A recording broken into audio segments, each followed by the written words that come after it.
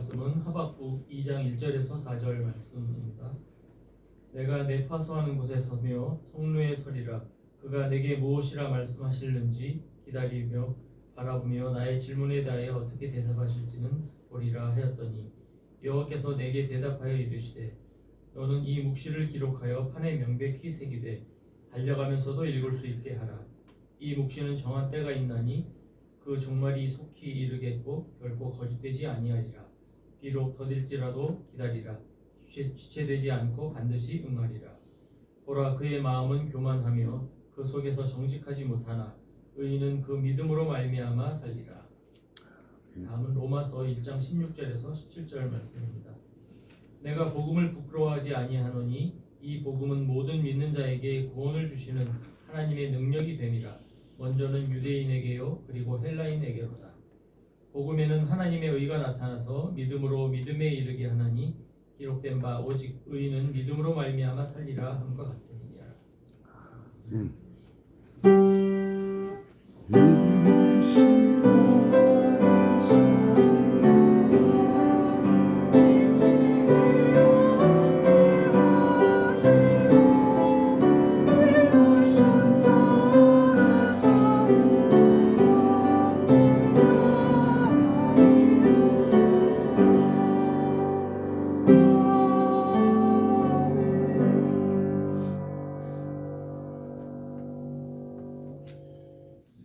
이인된 목사님 나오셔서 믿음이란 무엇인가라는 제목으로 말씀 준비해 주시겠습니다.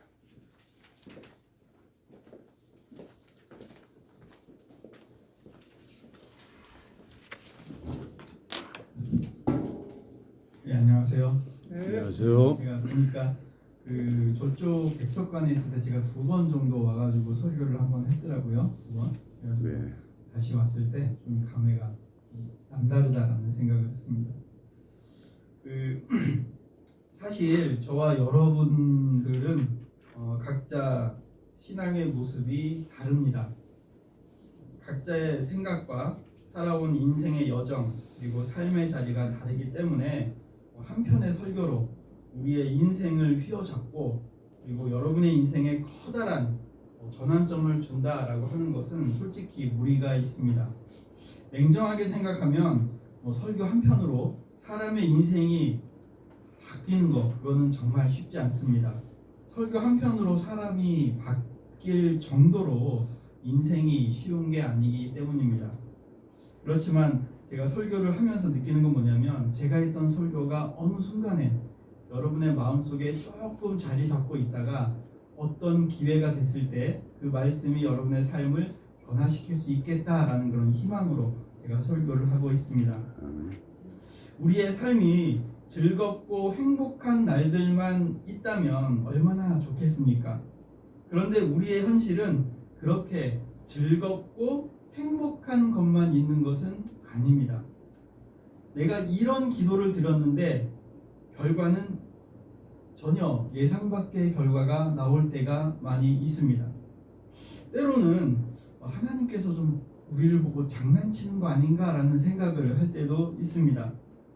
구약의 예언자들은 그 시대 속에서 하나님의 뜻을 찾으려고 노력했습니다. 하박국이라는 예언자 역시 자기가 살고 있는 그 시대 속에서 하나님의 뜻을 찾으려고 했습니다. 정치인들이 정치를 이상하게 해서 백성들이 살기 힘들어졌습니다. 출구가 보이지 않는 어둡고 긴 터널을 지나는 것 같은 그러한 세월을 보내면서 하박국은 탄식 속에서 하나님에게 호소하였습니다. 하박국 1장 2절을 제가 다시 읽어보겠습니다. 여호와여, 내가 부르짖어도 주께서 듣지 아니하시니 어느 때까지리이까? 내가 강포로 말미암아 외쳐도 주께서 구원하지 아니하시나이다. 신학적으로 이 부분을 하박국의 호소라고 말합니다. 그렇지만 이건 점잖게 표현한 거고요. 솔직한 표현으로는 하박국의 짜증, 하박국의 투정 이렇게 볼 수도 있습니다. 우리는 하박국의 시대처럼 그 시대 속에서 민족의 앞길을 위해서 하나님께 호소하는 것은 아니지만 각자 개인적인 상황 그리고 가족의 상황을 놓고 하나님께 나름대로 호소합니다. 이렇게 예전에 하박국의 호소에 응답하셨던 하나님께서 지금도 살아계신다면 나의 기도, 우리 가족의 기도에도 하나님께서 응답하실 거다라는 그런 믿음이 있기 때문입니다. 그래서 오늘 본문 하박국 2장 3절에 이렇게 되어 있습니다. 이 묵시는 정한 때가 있나니 그 종말이 속히 이르겠고 결코 거짓되지 아니하리라. 비록 더딜지라도 기다리라. 지체되지 않고 반드시 응하리라. 근데 제가 이 구절을 계속 읽으면서 계속 머리에 떠오르는 단어가 하나 있습니다. 그것은 바로 기다림입니다. 기독교는 기다림에서 시작된 종교라고 할 수 있습니다. 부활하신 예수님께서 하늘로 승천하신 이후에 다시 오실 주님을 기다리면서 시작된 종교가 기독교입니다. 그 전에 일단 예수님이 오신 것 자체, 절망 가운데 신음하는 사람들이 그토록 기다리고 갈망했던 메시아가 예수님이다. 그런 기다림에서 출발한 종교입니다. 만약에 그런 기다림이 없었다면 예수님은 오지 않았을 것입니다. 자, 무언가 기다린다는 것은 무언가 지금과는 다른 변화를 바라기 때문에 기다리는 것입니다. 그리고 그 기다림 끝에 변화된 상황은 분명하게 지금보다는 더 좋아야 된다라는 확신이 있어야 기다릴 수 있습니다. 절망적인 현실에 처한 사람은 그 자기의 절망적인 상황이 해결되기를 원하기 때문에 그것을 기다립니다. 나름 여유롭고 풍족한 현실에 있는 사람들은 지금보다 더 나은 상황이 되기를 기다릴 것입니다. 세상 그 누구도 지금보다 상황이 나빠지는 것을 기다리는 사람은 없습니다. 그거 자체를 욕심이라고 생각할 수 없습니다. 지금보다 나아지는 것, 그것을 우리는 당연히 기다리고 있습니다. 그런데 기독교인들이라면, 우리가 교회를 다니는 사람들이라면 적어도 어떤 마음을 가지고 기다려야 되는가? 예수님을 구주로 고백하는 우리들은 적어도 일반 사람들과는 달라야 된다라는 생각을 하고 있습니다. 구약의 본문에서 하박국은 그 절망의 상황 속에서 하나님께 탄식하였고, 하나님은 더 나은 삶이 반드시 올 것이고 그것을 위해서 너는 참고 기다려라, 이렇게 응답해 주셨습니다. 그러면서 동시에 하나님께서는 의인은 믿음으로 말미암아 살리라, 이런 말씀을 해 주셨습니다.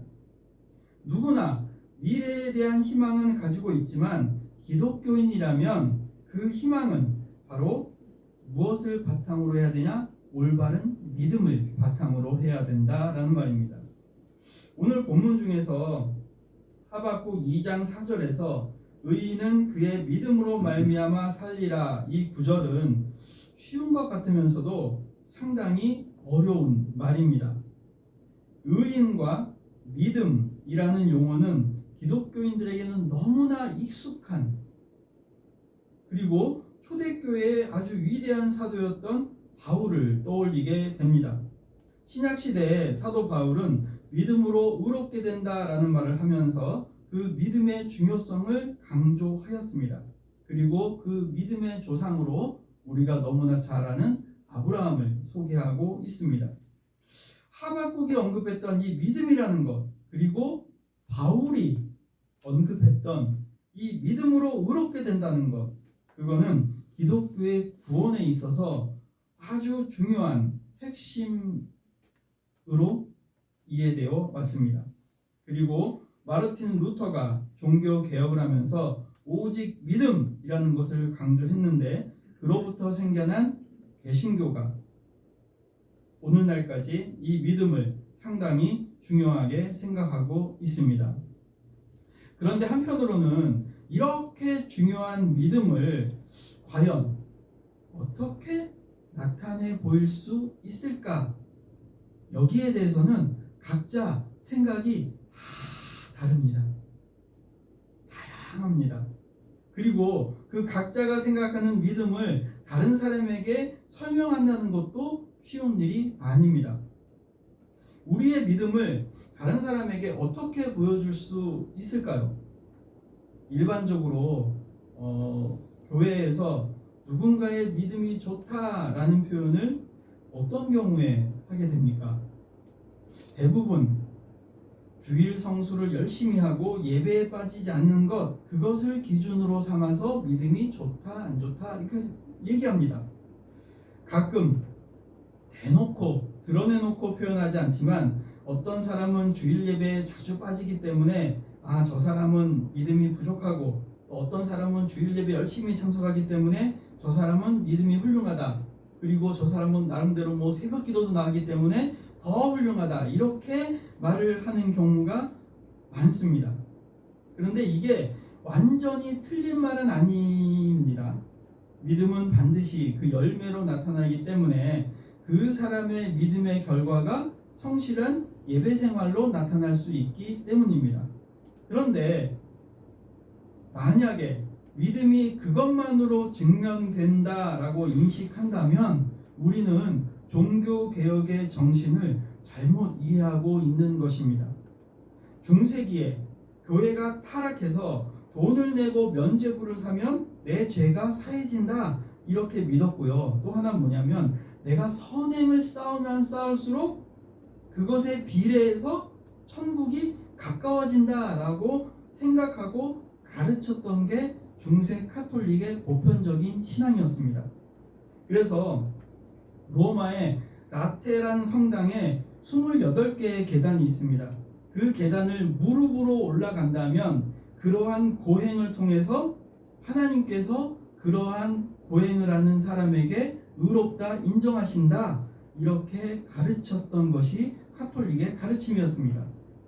이게 만약에 확실하다면 우리는 지금 여기 있으면 안 됩니다. 빨리 비행기 표를 사가지고 로마에 가서 라테란 성당을 기어 올라가야 합니다. 지금부터 500년 전에 마르틴 루터 역시 그 계단을 무릎으로 기어 올라가면서 그것을 통해서 구원을 받아들인다는 것을 처음엔 믿었습니다. 그런데 그렇게 한 계단 한 계단 계단에 입을 맞추면서 올라가는 그 순간에 과연 이것이 진짜 하나님께서 원하시는 것인가 라는 의문이 생겼고, 그것을 통해서 구원받는다는 것을 도저히 받아들일 수가 없었습니다. 무릎이 까지면서 그런 고행을 하는 것은 나름대로 자기 신앙을 단련시키고 나를 결단하는 거엔 도움이 되지만, 이거를 통해서 구원받는다라고 했을 때는 예수 그리스도는 뭐지? 라는 생각을 했던 것입니다. 예수 그리스도가 우리의 구원자다라는 아주 그 기본적인 신앙에 맞지 않는다라고 표현을 했던 것입니다. 우리가 예배 시간마다 암송하는 사도신경이 있습니다. 기독교의 신앙 고백이라고 하는데, 이 사도신경은 초대교회가 거의 300년 동안 치열한 논쟁 끝에 완성한 삼위일체 하나님에 대한 고백입니다.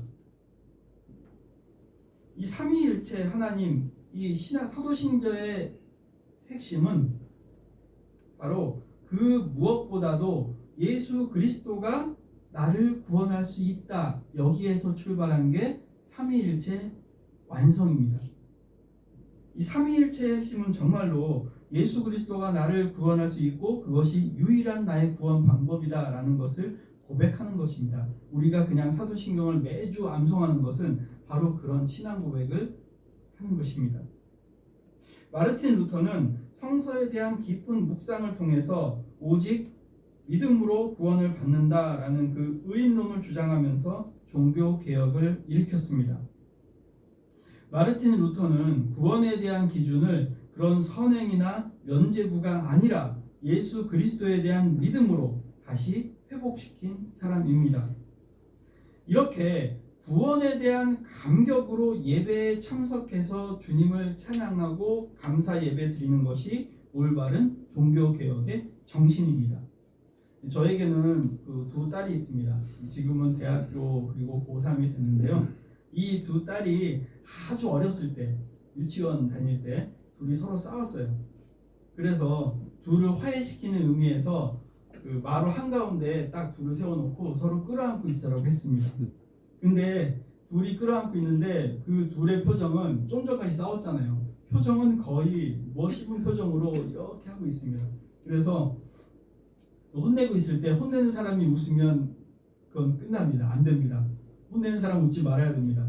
이미 제 아내는 그걸 보고 방으로 들어갔고요. 저는 참으면서 어떻게 했냐면 언니한테 대들었던 동생한테는 미안해라는 말을 20번 하라고 했습니다. 그리고 언니한테는 괜찮아라는 말을 20번 하라고 했습니다. 그런데요, 잘 보면 미안해라는 말을 20번 하다 보면 도중에 미안해가 아내미가 되고요. 그리고 마지막에 해미안이 됩니다. 그런데 조금 있다가 동생이 아주 그냥 화가 나가지고 저한테 왔어요. 그래서 막 뭐라 그럽니다. 자기는 미안해라는 말을 20번 했는데 언니는 18번을 했다고 저한테 일렀습니다. 미안한 마음을 담아서 해야 되는데 그냥 20번만 미안하면 된다라는 것 때문에 그 강박관념으로 20번을 한 겁니다. 오늘날 우리들의 예배 모습은 어떤가? 구원의 감격 속에서 주일 성수를 해야 되는데 그냥 기독교인이기 때문에 주일에 나와야 된다라는 그런 강박관념으로 우리가 예배 드리는 건 아닌가? 그냥 나와서 예배 드렸고 오늘 예배 드렸으니까 한번 했다. 이렇게 되는 거 아닌가? 어떻게 보면요. 매주 나와서 예배 드리는 것 같다가 마치 보험 들어놓고 매주 보험에 우리가 하는 것처럼 그렇게 바뀐 것 같습니다. 정말로 이렇게 어거지로 교회 나와주는 것만으로도 주님은 그래 이렇게 세상이 어렵고 힘든데 나와주는 것조차도 참 기특하다라고 생각할 수 있는 시대가 된 것 같다라는 좀 안타까운 생각이 듭니다. 코로나가 되면서요, 젊은 사람들은 교회에 안 나올 수 있는 핑계가 생겼습니다. 내가 교회 안 나가도 그냥 유튜브만 틀어놓고 하면 된다. 그래서 요즘에 목사님들은요, 이게 SNS가 있으니까 어떤 집사님이 토요일날 저녁에 사진을 올렸는데 강릉에서 경포대 거기서 사진 찍은 거 올립니다. 이분은 오늘 안 나오시고 내일 그냥 인터넷을 하나 보다. 그렇게 생각하는 그런 게 아주 자연스럽게 변화가 된 것 같습니다. 오늘 하박국에 등장하는 의인은 믿음으로 말미암아 살리라 이 말씀을 어떻게 이해할 것인가? 여기에서 이 믿음이라고 번역된 히브리어는 에무나라고 하는데요. 이 단어는 구약 성경에 49번 등장합니다. 그런데 이 49번 등장하는 에무나라는 단어가 오늘 본문 이 하박국에만 믿음으로 번역이 되었고요. 나머지 48번은 믿음이 아니라 성실함, 신실함 이렇게 번역이 되어 있습니다. 그렇다면 의인은 그의 성실함, 그의 신실함으로 말미암아 살 수 있다 이렇게 해석이 가능합니다. 그리고 이 에무나라는 단어가 구약에 처음 등장한 곳이 바로 출애굽기 17장 12절입니다. 거기는 뭐냐면 그 당시에 출애굽한 이스라엘 민족이 아말렉 민족 족속과 싸우게 되었습니다. 그래서 모세가 기도할 때 모세가 팔을 들어 올릴 때는 이스라엘 민족이 이기고요. 모세가 힘이 들어서 팔을 내릴 때는 아말렉 족속이 이기는 이런 상황이 되었습니다. 이때 아론과 여호수아가 모세의 양팔을 받쳐줬기 때문에 결국 그 전쟁에서 이겼다라는 그 기록이 있습니다. 이때 팔을 들어 올려서 팔이 내려오지 않는 상태, 이 상태를 에무나라고 합니다. 그래서 이제 우리는 에무나의 본질을 어떻게 이해할 수 있냐면 어떤 상황에서도 바뀌지 않고 끝까지 버텨내는 인내의 상황을 전제로 한 것이 에무나, 믿음의 본질입니다. 그리고 그런 에무나의 상황은 혼자서 이뤄내는 것이 아니라 조력자였던 아론과 여호수아의 도움으로 가능할 수 있었다라는 것입니다. 그리고 결국은 하나님께서 그것을 도와주셔서 전쟁에 승리한 것입니다. 그래서 온전한 에무나, 온전한 믿음이라는 것은 일종의 버티기라고 할 수가 있습니다. 그런데 무작정 버티는 게 아니라 그 마음 속에는 하나님을 끝까지 신뢰하는 그 마음, 그것을 전제로 해야 합니다. 구약 성경에서 말하는 믿음이라는 것은요, 죄가 있고 허물이 있고 때로는 실수도 하고 약점투성이지만 그 사람이 근본적으로 착하고 충성되고 정직하고 성실하고 진실한 사람이라면 하나님께서는 그것을 보시고 의롭다 인정할 수 있다는 것입니다. 바로 그 모델로 우리는 아브라함을 생각할 수 있습니다. 아브라함이 완전 무결한 사람이 아니었습니다. 아브라함은 실수투성이었고요. 때로는 자기의 목숨을 부지하기 위해서 아내까지 버리는 그런 행동을 한 사람입니다. 그런데도 불구하고 그 아브라함의 일생을 통해서 우리가 얻을 수 있는 정보는 뭐냐면, 그런 무수한 시련과 역경, 수많은 시행착오를 통해서도 끝까지 하나님만은 절대로 놓지 않고 하나님에 대한 신뢰를 잊지 않았다라는 것입니다. 초대교회에서 최고의 믿음을 증명하는 것이 순교였습니다. 예수를 믿기 때문에 죽음을 당하는 것을 최고의 순교라고, 최고의 은혜라고 생각했습니다. 그래서 로마 제국의 관리들은 가끔 기독교인을 박해하면서 그 기독교인의 순교 장면을 보고 때로는 소름 끼치는 두려움을 인식하기도 했습니다. 죽여도 담담하게 죽어가는 그들의 모습은 오히려 로마 관리들을 너무나 무섭게 했습니다. 그래서 로마 황제는 이런 명령을 내리기도 했습니다. 고문은 하지만 죽이지는 말아라. 그런데 그렇게 당당하게 순교의 길을 걸어가는 기독교인들도 있었지만, 대부분의 기독교인들은, 그 죽음이 두려운 신자들은 나름대로 카타콤에서 숨어서 신앙생활을 했습니다. 맨 앞에 서서 온갖 풍파를 견디는 카리스마 있는 신앙의 지도자들도 필요하지만, 숨어서 뒤에서 이름 없이 신앙을 지켜낸 그 신앙인들로 인해서 기독교는 300년이라는 핍박을 견뎌냈고 결국 로마 제국이 기독교를 인정하는 그런 상황을 만들었습니다. 나 자신을 돌아보면 맨 앞에 설 수 있는 능력은 부족하고 맨 앞에 설 수 있는 용기는 없는 경우가 많습니다. 제가 생각해 보니까요, 왜 제가 지금의 시대에 태어났을까? 왜 일본 일제시대 때 안 태어나고 왜 초대교회 때 안 태어나고? 근데 저 같으면 초대교회 태어났으면 가장 먼저 예수님을 모른다고 하지 않았을까? 그리고 일본 식민지 시대 때도 그 신사참배 같은 거 할 때 그거를 하지 않았을까라는 생각입니다. 그래서 그렇게 되기 때문에 좀 편하게 신앙생활할 수 있는 이 시대를 생각해서 나를 이때 태어나게 한 것이 하나님의 은혜다라는 생각을 해보았습니다. 지금 주어진 이 상황이 감사하고 이 상황 속에서 신앙생활하는 것이 저는 정말로 행복합니다.